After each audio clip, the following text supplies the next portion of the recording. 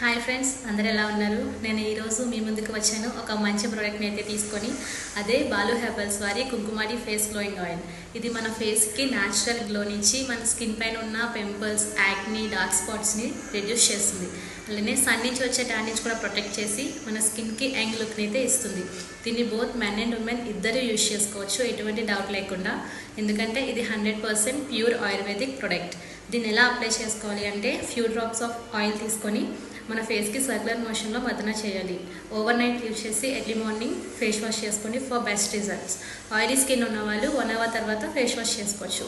Balu హెర్బల్స్ని use చేసి చాలా fake products అయితే మార్కెట్లో ఉన్నాయి.